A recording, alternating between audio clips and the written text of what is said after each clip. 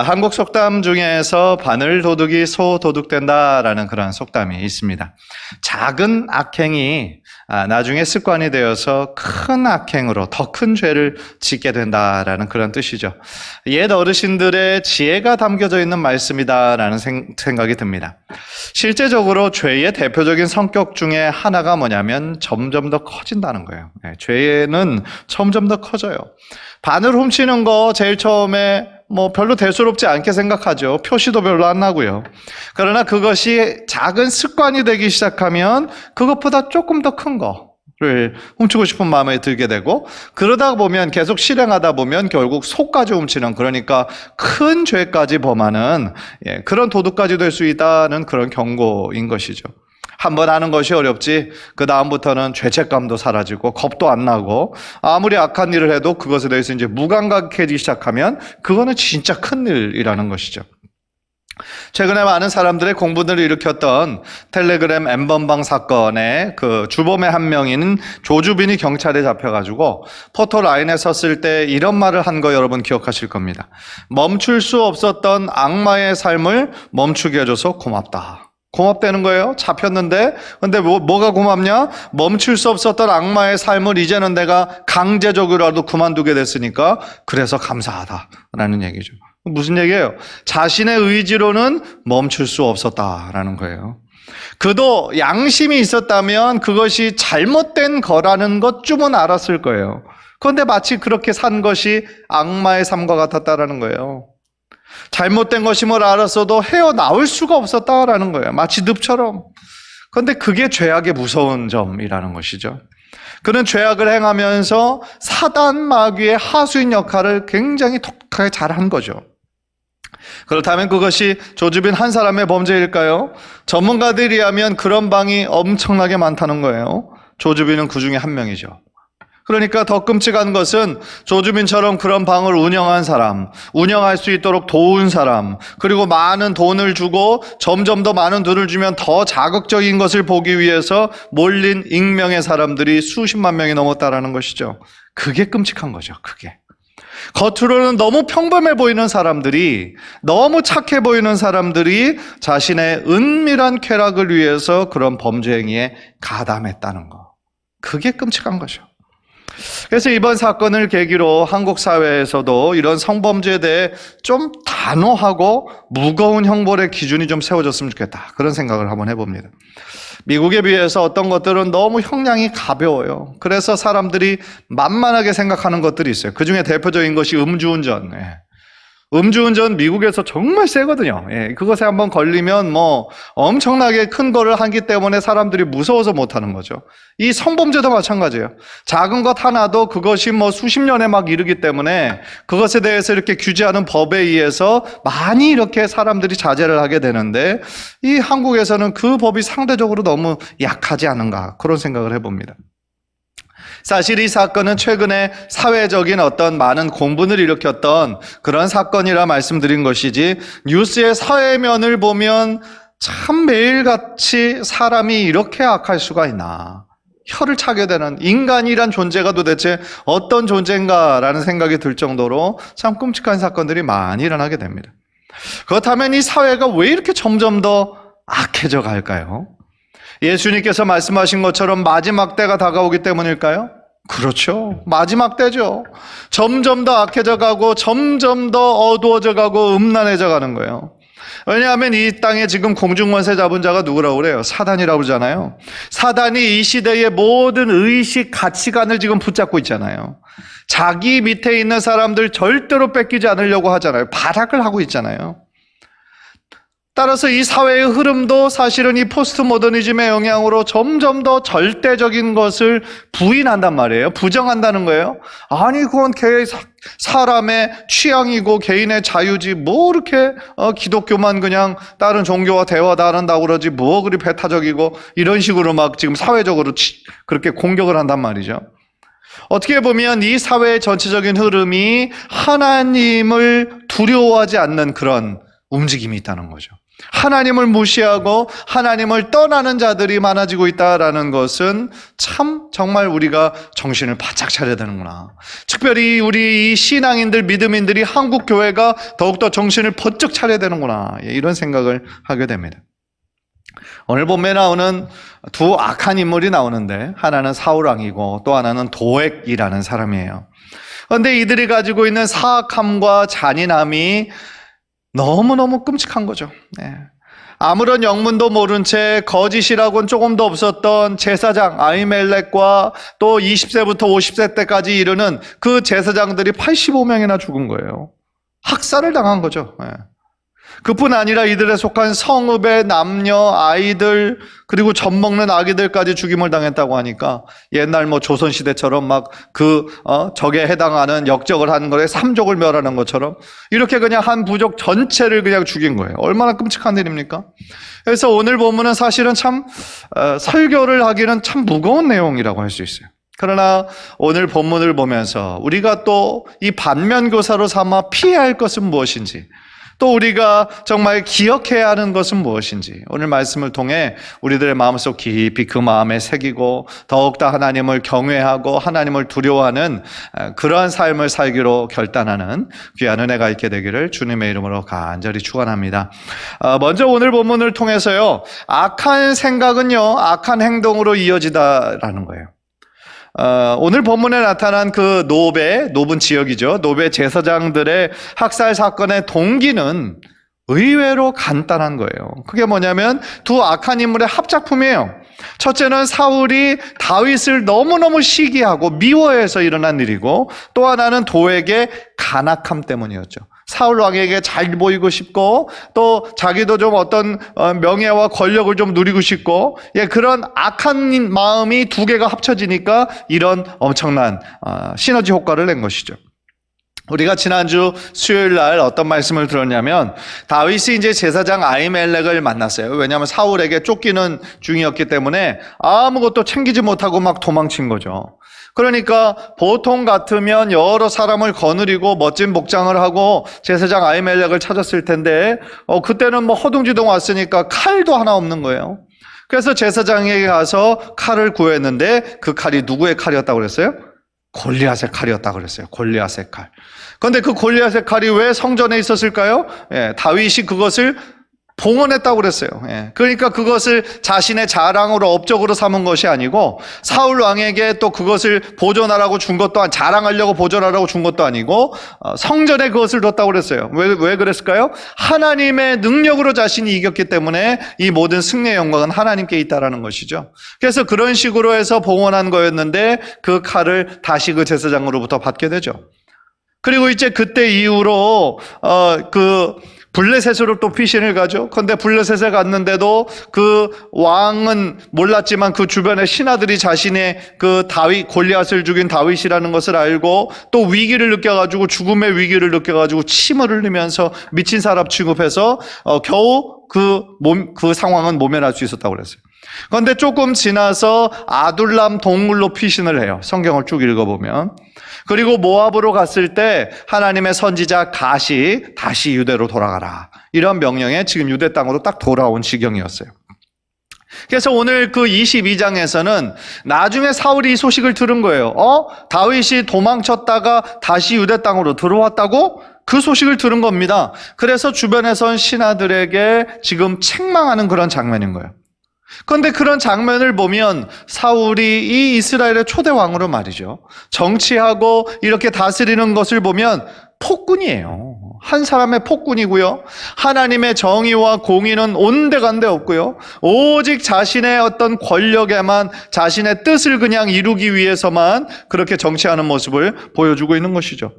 그래서 7절 이후를 쭉 보니까 7절에 너희 베냐민 사람들아 들으라 그랬어요. 그러니까 이것은 뭐냐면 그 사울이 혹시 무슨 지파였는지 기억하세요? 베냐민 지파였어요. 베냐민 지파. 그래서 베냐민 지파로서 자신의 그 가장 가까운 측근, 자신의 신하를 이루고 있는 고위 관리는 다 베냐민 지파로 딱딱딱딱 삼은 것이죠. 그러니까 이것도 어떻게 보면 정당한 정치가 아니라 당파적인 어떤 족벌 정치를 한 거예요. 자신과 가까운 사람들로만 고위 자리에 이렇게 채웠죠. 왜냐하면 반대하지 못할 거니까. 그뿐이 아니에요. 계속되는 7절을 읽어보면 다윗을 약간 비꼬는 말투로 이렇게 얘기를 하죠. 이새의 아들이 너희에게 각기 밭과 포도원을 주며 너희로 천부장 백부장을 삼겠느냐? 이것은 무슨 얘기냐면은 천부장 백부장을 지금 삼은 이 사람들에게 밭과 포도원을 사울은 주었다는 거예요. 그런데 이새 아들 다윗이 너희들에게 이렇게 주면서 할 수 있겠느냐? 그런 얘기인 거죠. 그러니까 무슨 얘기예요? 이 나라의 재산을 마치 자기가 사유화한 것처럼 이 사람들에게 그것들을 막 나눠준 거예요. 그리고 밭과 포도원을 막 나눠주면서 군사들을 세웠다라는 거예요. 즉 올바른 방법이 아니라, 하나님의 정의로운 방법이 아니라 이 용병을 돈으로 사면서 자신의 그 권력을 유지하기 위해서 모든 불법을 다 행했다라는 것이죠. 그런데 사울은 그렇게 얘기하면서 8절을 보니까 너희들이 다 공모하여 나를 대적하였다 그래요. 자신과 같은 지파예요. 베냐민 지파. 그리고 자기와 가까운 신하들이에요. 그런데 지금 그들을 믿지 못하는 거예요. 너희들이 지금 다 한패가 되어서 나를 지금 공격하려고 하는 거냐? 왜 다윗이 이 유대로 돌아온 거를 아무도 자신에게 얘기하지도 않고 자신의 아들 요나단이 어떤 군사들과 이렇게 모략을 해서 자신을 죽일지도 모르는데 왜 그거를 나에게 알리는 사람이 없고 이런 식으로 막 그 신하들을 책망하는 거예요. 그러니까 무슨 얘기예요? 완전히 정신적으로 지금 그 사단에게 완전히 지금 뒤덮여가지고 피폐해져 있는 것이죠. 신하들도 믿지 못하는 거예요. 요나단도 믿지 못하고 자신의 주변에 있는 가까운 신하들마저도 다 믿지 못하는 거예요. 그리고 이 모든 것이 지금 뭐로부터 시작되는 거예요? 다윗을 향한 시기, 질투, 죽이고 싶은 마음 때문에 그런 거예요. 그러니까 자신의 주변의 사람들 중에 한 사람도 믿을 사람이 없었던 것이죠. 참 불쌍한 거고 어찌 보면 하나님을 떠난 사람의 비참한 말로를 이 사울에 잘 보여주고 있다라는 것이죠. 그런데 그때 등장한 또 다른 나쁜 놈이 있었어요. 악인이 있었어요. 그 이름이 바로 도액이라는 사람이었어요. 도액은 21장에 처음 나와요. 21장에 처음 나오는데 다윗이 이제 제사장 아히멜렉을 찾아서 이렇게 그 얘기를 하는 중에 우연히 그 자리에 있었어요. 그러니까 뭐 기도하러 갔는지 뭐 제사하러 갔는지 그것까지는 나오지 않지만 그 자리에 있으면서 다윗과 제사장 아히멜렉이 하는 얘기를 들은 것이죠. 그래서 이 사람이 다시 궁으로 돌아와서 그 사실을 지금 사울 왕에게 고자질하고 있는 장면이 10절이에요. 10절을 한번 보세요. 아히멜렉이 그를 위하여 여호와께 묻고 그에게 식물도 주고 블레셋 사람 골리앗의 칼도 주더이다. 이 말만 살펴보면 뭐 실제로 있었던 일이에요. 그죠? 실제로 있었던 일인데 굉장히 중요한 사실 한 가지를 얘기하지 않아요. 그게 뭐냐면 21장 2절을 보면 다윗이 제사장 아히멜렉에게 뭐라고 속이냐면은 사울 왕이 나에게 이렇게 명령했다. 그래서 내가 지금 너에게 찾아온 거다. 그것도 은밀하게 이거를 행하라고 그래가지고 내가 다른 군사들 같이 오지도 않고 내가 너무 급하게 오는 바람에 이렇게 왔다. 그 얘기를 했잖아요. 그런데 그 중요한 얘기를 빼먹은 것이죠. 그러니까 그 중요한 얘기를 하지 않고 방금 전에 이 제사장이 다윗에게 뭐 음식도 주고 막 골리앗의 칼도 주더라. 이렇게 한 거는 사울 왕이 들었을 때 그래? 그럼 그 제사장이 적극적으로 협력했다는 얘기구만. 이렇게 받아들일 수 있는 거잖아요. 그런데 진짜로 얘기해야 될 거는 이 아히멜렉 제사장도 다윗의 얘기에 속은 거잖아요. 거짓말에 속은 거잖아요. 그러면 그 책임은 사실은 속인 다윗에게 있는 것이지 그냥 아무것도 모르고 속은 아히멜렉에게 그 모든 죄가 다 있는 것은 아니었잖아요. 그런데 도액은 정말 중요한 그 부분을 의도적으로 안 한 것이죠. 그래서요, 이 다윗은 이제 사울이 죽이려고 이제 마음을 먹은 것이고 아히멜렉은 그의 의도와 상관없이 다윗에게 속임수를 당한 것이지만 도액이 의도적으로 그것을 뺨으로써 어떤 일이 일어났습니까? 아히멜렉 개인뿐만 아니라 그 노베 사는 모든 제사장들 85명 그리고 그 같은 성읍에 사는 모든 사람들 대학살이 벌어지게 된 거예요. 이게 얼마나 하나님 앞에서 큰 죄악이었습니까? 그러니까 아까 처음에도 제가 말씀드렸던 것처럼 그들의 악한 생각과 악한 그런 감정이 어떤 우연에 의해서 한꺼번에 터진 것이 아니라 평상시에 그의 삶 가운데 이런 악한 생각, 악한 감정이 있었고 그것이 결국 이러한 외적으로 보여지는 끔찍한 행동으로 이어졌다라는 것이죠. 누가복음 6장 45절, 우리 예수님께서 하신 말씀인데요. 우리 다 함께 다 읽겠습니다. 시작. 선한 사람은 마음에 쌓은 선에서 선을 내고 악한 자는 그 쌓은 악에서 악을 내나니 이는 마음에 가득한 것을 입으로 말함이니라. 아멘. 너무나 맞는 말씀이에요. 이것은 예수님이 산상수훈에서도 똑같이 하신 말씀이 있어요. 그러니까 무슨 그 포인트는 뭐냐면 우리들의 마음에 있는 것이 결국은 밖으로 나온다라는 거예요. 우리들의 유대인들이 그렇게 철저하게 생각했던 무엇을 먹고 무엇을 먹지 말아야 되고 이 음식 정결법이 사람을 더럽히는 것이 아니라 사람의 속에서 나오는 것이 더 더러운 거다. 예수님은 말씀하신 거죠. 왜냐하면 그것이 그냥 생각으로 멈추는 것이 아니라 결국은 악한 행동으로 맺혀지기 때문에 그렇다라는 것이죠. 그러니까요, 좋은 나무에서 못된 열매가 나올 수 없는 것이고 그 반대의 경우도 마찬가지라는 거예요. 따라서 사울 왕과 도액이 행하는 것을 보면 이들의 마음속에 어떤 생각들이 가득 차 있었는지 우리는 예상할 수 있다라는 거죠. 왜냐하면 그의 말과 행동 속에 이미 사악함이 가득 차 있었기 때문이다라는 것이죠. 그렇다면 이 말씀을 우리의 삶에 비추어 볼 때 우리는 어떻게 적용할 수 있을까요? 과연 우리들의 생각은 하나님 보시기에 올바른 것인지 다시 한번 뒤돌아봐야죠. 우리의 생각은요, 우리들의 감정과 굉장히 밀접한 연관이 있어요. 따라서 우리가 예수님을 닮아가고 성화되어져 가기 위해서는 사실 우리 안에 있는 이런 작은 감정의 변화에도 민감할 필요가 있어요. 왜냐하면 우리들의 생각, 감정이 다 연결된 것이기 때문에 그렇다라는 것이죠. 따라서 우리들의 생각과 감정이 결국 우리들의 말로 튀어나오는 것이고 우리들의 행동으로 연결될 때가 많이 있다라는 거예요. 왜냐하면 예수님 말씀처럼 우리 안에 있는 것이 결국은 밖으로 나오기 때문인 것이죠. 따라서요, 우리들 안에, 우리들의 마음에, 우리들의 생각에 순간적으로 좋지 못한 생각, 하나님께서 보시기에 올바르지 못한 생각이 들어올 수 있어요. 마음속에 어떤 사람을 향한 시기와 질투와 증오와 미움이 찾아올 수 있어요. 그러나 그것을 우리가 깨닫는 순간 어떻게 될까요? 하나님 앞에 나아가 회개해야 된다라는 거죠. 중요한 것은요, 그런 좋지 않은 생각들이 순간적으로 지나가는 것은 우리의 힘으로 막을 수 없을 때가 많아요.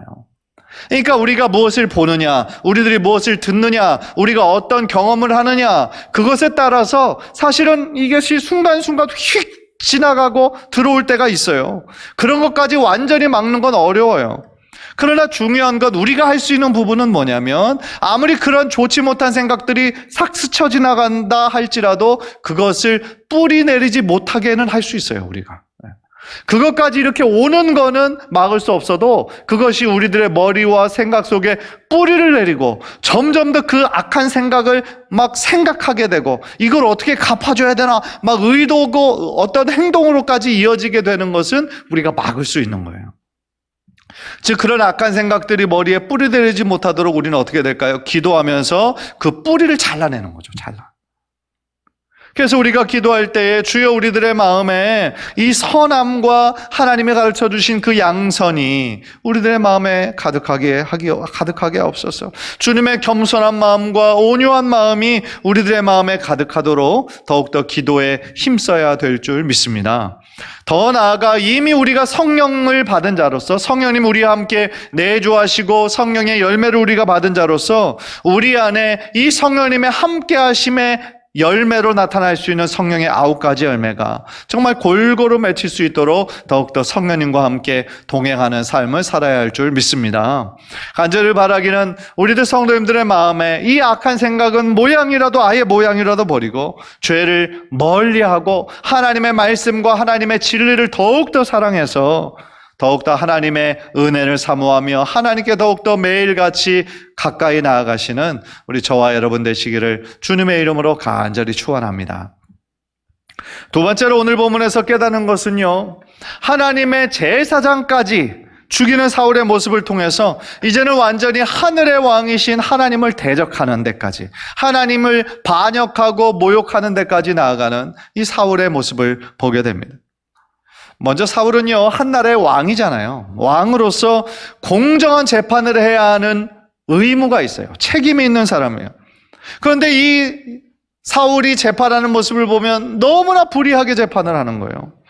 고대 당시의 왕은요, 한 나라의 리더로서 모든 것을 다스릴 뿐만 아니라 전쟁이 났을 때 제일 먼저 앞장서서 나가는 군사적인 지도자였고, 또 하나의 중요한 책임 중에 하나는 공정한 재판을 해야 되는 사람이었어요. 그러니까 단순히 다스리는 사람뿐만 아니라 앞장서 싸우는 사람, 그리고 재판관, 이 역할을 다 하는 것이 고대의 왕이었어요. 그리고 재판할 때 중요한 거는 이미 성경의 율법에 다 나와 있어요. 최소한 2사람 이상의 증인을 세워야 된다 그랬어요. 그런데 이 사울은 지금 몇 사람의 의견을 들었냐면 도액 한 사람의 이야기만 들었어요. 어떻게 보면 이 아히멜렉의 그 이야기를 잘 들어주고 그 이야기의 진위 여부를 가리고 최소한 2사람 이상의 증인을 세워서 공정하게 재판을 해야 되잖아요. 그런데 아히멜렉이 자신을 아무 죄가 없다라고 분명히 증언함에도 불구하고 그의 무죄를 인정하지 않는 것이죠.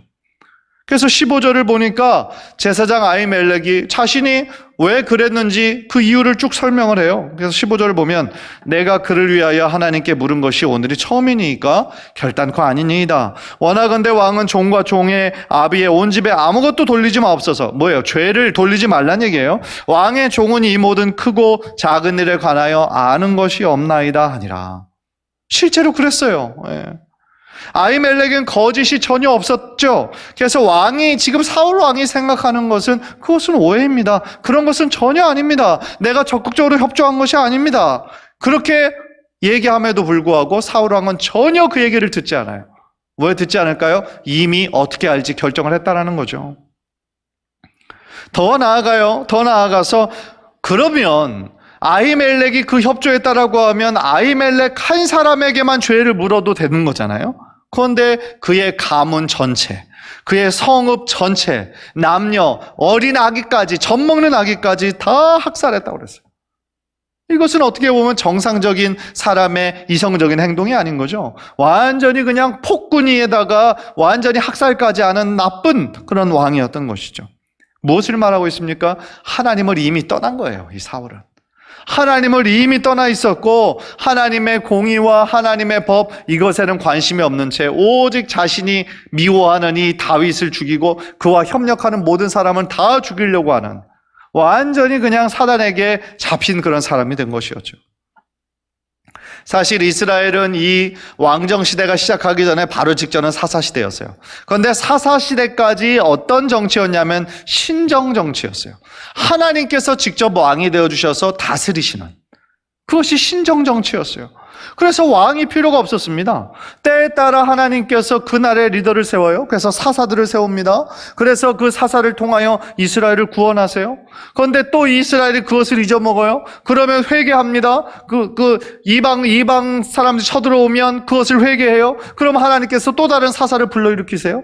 그러니까 하나님께서 직접 왕이 되셔서 모든 것들을 다스려 주신 것이 신정 그런 시대였어요.